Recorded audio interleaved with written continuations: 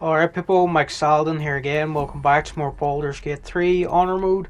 Today we're in the Mindflayer colony and we're just going to clear out everything in here, including these little intellect devourers. They're not going to be hostile until you make them hostile, but I would advise just clearing them out as soon as you come into contact with them.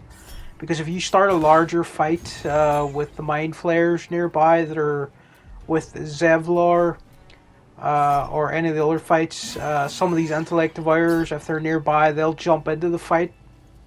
And they're not so bad when you fight them on their own, but if they all get together and team up with some tougher enemies, they can be like a real nuisance to you, and they can disrupt some other fights in here. So I would first go around and get rid of any of them that are easily put down and aren't going to start a larger brawl. There's some easy XP as well if you're close to leveling up. I think all my characters are at level 10 now after everything we did in the rest of Act 2. So we're all pretty powerful, and everything in here is going to be kind of simple for us. But if you don't respect the Mind Flayer fight and the Death Shepherd fight that you can run into down here, and you get a bit too cocky, you could be overwhelmed by them, even if you are the same level as me and have all the best gear and stuff. So I would still advise using stealth to get the best advantage against enemies, and just clear out everything you can. And the first thing I did really was just go around and get all these little intellect devourers, just clear the path for you. Got 140 XP for that one, so yeah, they are a decent little XP farm if you're close to leveling up with a character who hasn't quite made it to level 10 yet. If you maybe skipped some tougher things in the Shadowlands that were optional and you didn't feel like fighting them, and you didn't quite level up yet, you could exploit these guys. So we're in this room with Chop now. He's not going to be hostile unless you make him hostile, but again, there's all these intellect devourers here and it's just some decent XP. And Chop, he's really not having a good time, to be honest. He's been had his mind completely stripped from him. He's just in here all the time chopping up all the corpses that are sent down here from Moonrise, and you're actually sort of freeing him from this sort of tormented life, or well, it's not even a life anymore, this tormented existence he's going through if we set him free here. So yeah, I just get into a brawl with him and the intellect devourers. I did want to stealth a few more of them before the fight kicked off properly, but I accidentally got caught. But it's not going to be too much a problem. The intellect devourers are all pretty weak at this point. And Chop himself, he's not that powerful either. So yeah, we're just going to do our best to get rid of these intellect devourers and then put down Chop. And then the big brawl with the Death Shepherd and all the zombies and winged horrors in that room up ahead. We're going to get into that. I think I accidentally triggered the fight too early, so just be aware that they're in the next room, and that you should maybe do this a little bit differently from me, where I accidentally run in and get spotted right away instead of you doing my usual stealth tactics. I was getting a bit sloppy after this fight. I still managed to get through it, but it wasn't as clean as I would have liked it to be. I would have took out the Death Shepherd first with some stealth, and then fought everything else afterwards. Because the Death Shepherd keeps summoning more zombies and necromites or whatever he does, and it didn't go as easily as it could have. But yeah, I'm sort of jumping ahead of myself here and not talking about the Chop fight. There's not really a lot to it here. He's kind of weak. Intellect devourers can't really do anything. Let's see, can we charm Chop? Yes, no, he can't attack Karlach. Karlach's still the only one that has charm because I've put the most Mindflayer parasites into her because we just want to make Karlach completely overpowered. She's just our godlike, as I like to call her. When you get like the elixir of the Colossus on her, Raphael's Hell Dusk armor, and you give her the big Soulbreaker sword while she's disguised as a Githyanki. And also down here in the Mindflayer colony, there's a resonating stone that helps her do more psychic damage if she's holding it. So make sure to pick that up. I think it's in the area where Maul's eye patch is. Bring that thing with you and put it on Karlach if she's disguised as a Githyanki. And she'll do even more psychic damage than normal with her big sword. And when you combine all that stuff together, Karlach is just getting more and more powerful. And sort of really hard to beat. So I'm going to put the next bit on 2 times speed because it is a bit of a long encounter. And I kind of want to keep the video under half an hour long. But yeah, I ran in here, got spotted right away. Real idiot move. Should have been stealthing. I think I just got a bit absent-minded and forgot how quickly these guys can spot you in here. So what I was doing, I think, was looking for the Sleet Storm scroll. Again, Asterion, I've made him steal so much stuff that it's really quite hard to find stuff at this point. I really wish I was better at organising my inventory, but oh well, it'll have to stay as it is at the moment. So there's all these zombies in here. I couldn't target the Death Shepherd who's too far away from me. So I thought I might as well concentrate on these zombies. You really want Sleet Storm as usual because it's a huge crowd of enemies. And you don't want them all running towards you and getting straight up to a character, surrounding the character and just completely wiping them out. So you want the Sleet Storm so that they're all slipping, sliding, falling over. The Winged Horrors, they can fly over the Sleet Storm, but they're not too bad as long as 2 or 3 of them aren't surrounding a character. Everybody else has to walk. Death Shepherd, he's going to be over here summoning more zombies or skeletons, and that's going to be annoying. It's going to make this fight last longer than it needed to. I really should have stealthed into the room and took out the Death Shepherd as quickly as possible, but oh well. So we took down that Winged Horror that got a bit too close to us. Apply Hunter's Mark to these greater zombies. They've got quite a bit of health.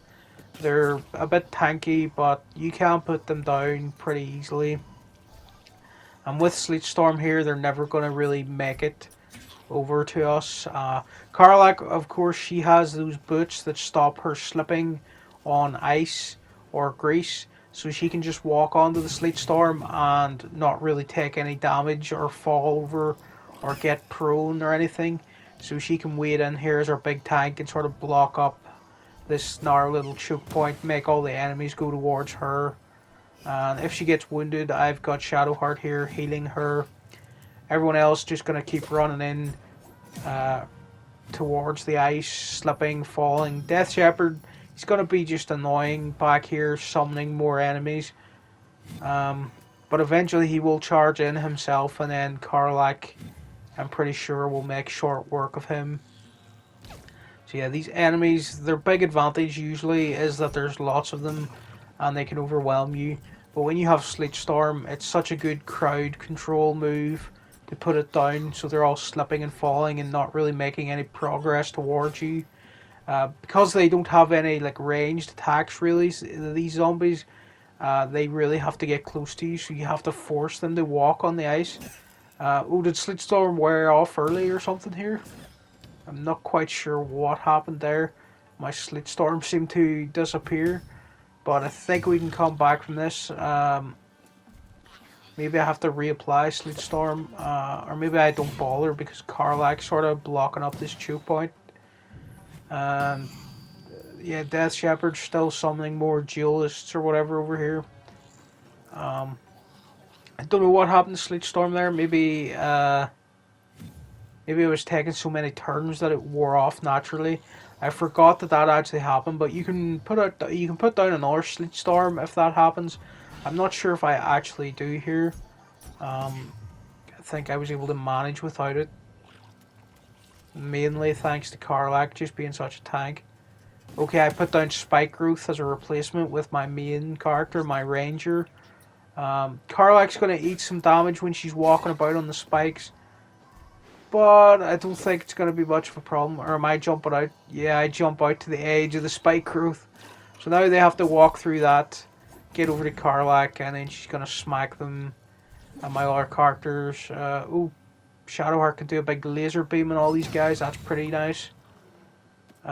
She put down some people there, wounded the rest of them, and she can put Karlak's health back up. I could have her cast Sleet Storm on top of Spike Growth, combine the two. I think that might work, although I'm not sure I actually do that. I think I just rely on Spike Growth this time. Spike Growth and Sleet Storm really are the two best spells in my opinion, just because they force people to damage and injure themselves and slow themselves down.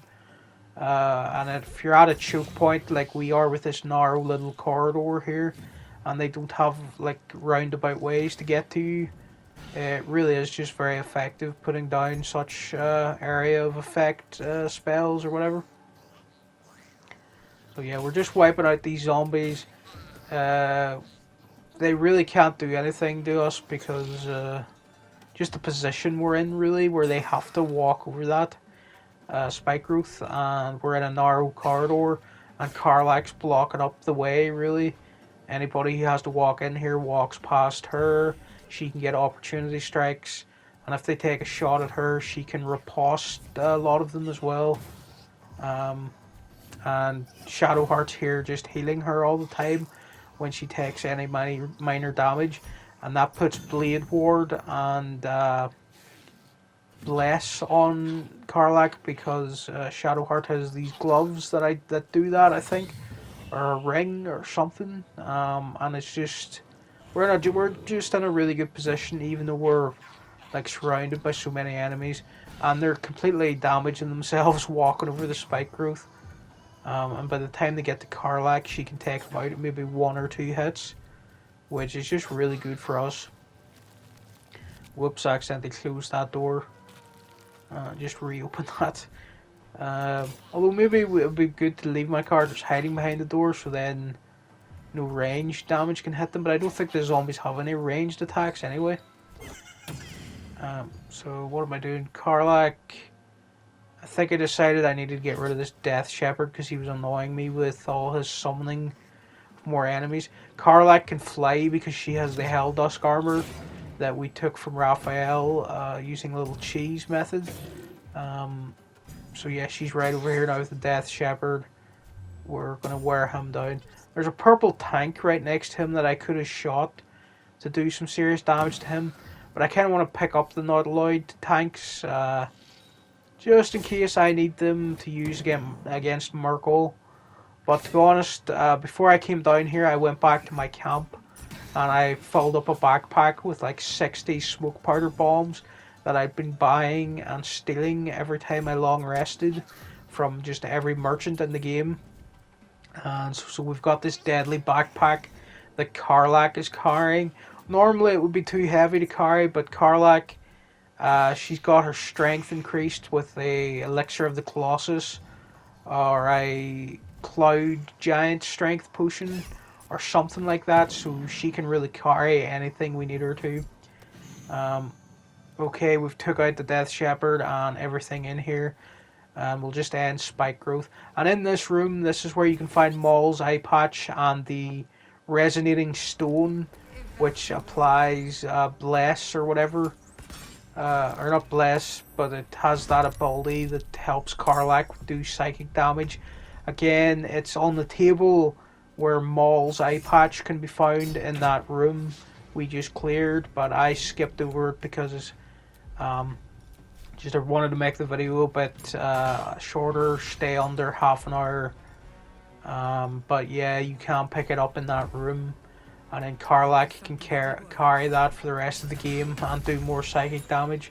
It does have a slight disadvantage of When you're steeped in bliss, I think that's the effect. It means it's easier for enemies to hit you, maybe, but it's also easier for you to hit the enemies. Something like that. There is a downside to carrying that resonating stone, so I would just read into it first, its effects, before you decide you want to use it. But yeah, my Karlach is carrying that now. So we're going to come over here to these Merkle worshippers. Again, my old friend Sleetstorm, I put it down. They're not really going to have a chance to do much to us. There's some more Nautiloid tanks in here if you want to pick those up with your strongest character. Maybe you want to place them against Merkle later. It is a good way to get in some damage. If you have, for some reason, you haven't brought a load of smoke powder bombs or barrels or whatever from your camp, you will have to have done that before you come into the Mindflayer colony, because once you're down here you can't camp.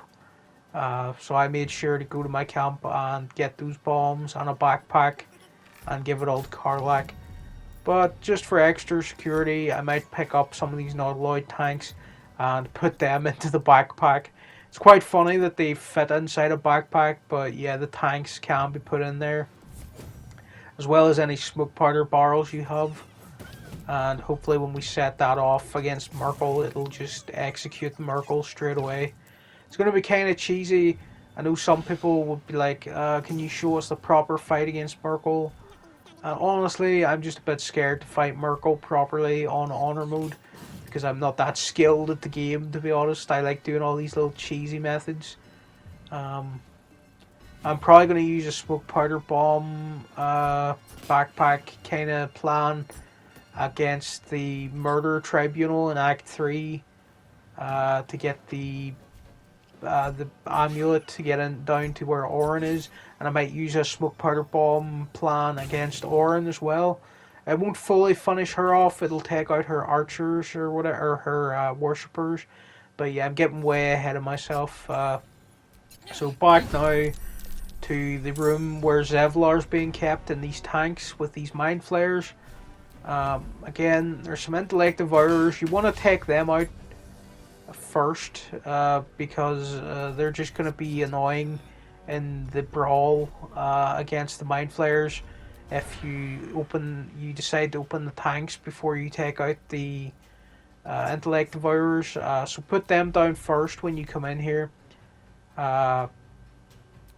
If you can hit them. What am I aiming at there? That was stupid. Asterion dash.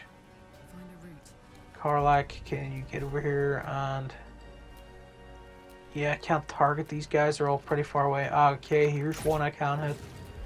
Nice, big hit, Karlach. Well done. And another shot. Okay. And this one's going to run in. It's not really worth riposting that minor attack. I don't want to use up all Karlach's Battle Master dice or whatever they're called. And it lets her do those little opportunity strike things. So sometimes you just have to hold back on using Luck of the Far Realms and stuff, and save it for an enemy that really is worth using it against. So always make sure the game is asking you if you want to use those, and that they don't get used automatically. So that you can choose not to use Luck of the Far Realms or your opportunity strikes if you don't really need them at that moment. So yeah, all these little intellect devourers, again, they're pretty easy to put down, but if we started the proper fight against the mind flayers in here and left these all alive until then, they would be a real problem, a real nuisance to have to deal with. So that's why I like to put them down when you have the opportunity to.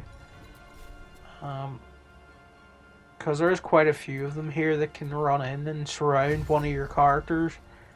And if you're not careful, 3 or 4 of them together are actually quite strong against you. They're not that they're not that hard when there's only like one or two of them, and they're not in a group around one of your characters. But they can overwhelm you, so don't underestimate them. Okay, now they're down, and we are free to open the tanks. Open the Nautiloid, or not the Nautiloid tanks, but the Mindflayer, these experiment jars or whatever it is that Zevlar locked in. So we're going to need to use this apparatus, and you're going to have the choice to execute everyone inside or free them. Maybe you don't want to free Zevlar, and that's okay if you don't, but I want to put him, I want to let him out. Asterian's going to be mad about that, of course. He doesn't like helping people. But because I've chosen to let everyone out, that means the Mind Flayers also got freed. So we now have a fight to deal with. They're honestly not too bad when you've got rid of all the brains. And you do have backup. You do have backup from other characters you just freed. And you yourself should be pretty powerful at this point. So I can't attack him because he charmed me. Getting that taste of my own medicine because Karlak kept charming enemies in the other parts of Act 2. So he has to go over here and attack another Mind Flayer. Only doing an offhand strike there. Now this Mind Flayer's charmed me as well. So that's pretty funny. My main character, we can go for this guy. Or we can go for this guy. Okay, so put that. Yeah, nice. Yeah, we can eat through the Mind Flayers pretty quickly at this point. But again, don't underestimate them. Don't give them a chance to really do much. And try to put them down as quickly as you can. So, okay, Karlak, nice. And I think it is worth it to just save Zevlar for story reasons. But if you really, really don't want to, and you don't want to risk it, you can just leave them here. Don't even interact with the button if you don't want to, and just go fight Merkel. But it's just some easy XP. And maybe you're going for the trophy that's don't leave any tieflings behind, or make sure they all survive, or whatever. And if you're going for that, you definitely want to help Zevlar. And then this is the last fight really before I'm going to go down to fight Merkel. I'm going to put Merkel in their own video, even though it's going to be kind of a quick video. Because if my plan comes together with the smoke powder backpack, all we're really going to be doing is talking Ketheric into jumping into the pit. Using some invisibility potions to sneak into position. Free Daemalin. Plant a backpack next to Merkel. And then blow it up. Whoever's next to the backpack might have to go down and be resurrected. Karlak has to carry it because she's the strongest. She might lose Lovatar's blessing if she goes down when we do that. But yeah, we'll see how it goes. And really for this fight, there's not a lot else to say really. Just make sure the Mind Flayers don't get a chance to do much. Pick one and just try to wear it down as quickly as possible. Asterion did get wounded here. We're going to get him back up. So yeah, don't underestimate them. They can be deadly. It might have been better to leave Asterion hiding outside this room because he's still a bit squishy. Normally he's hiding and stuff. And he's far from the front line, but this time he's getting in here, he's doing offhand strikes, he's damaging the enemy, trying to make him bite this guy here, but I don't think he can Asterion even bite Mind Flayers? I'm not quite sure, but Shadowheart's here, she can heal him. She didn't heal him a lot there, but oh well. Okay, Guiding Bolt, nice big hit. And Zevlar, hopefully he finish this guy off for us.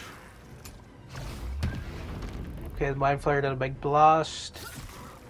And our allies, they're pretty weak allies to be honest. They don't have weapons, so they're doing like not that great damage.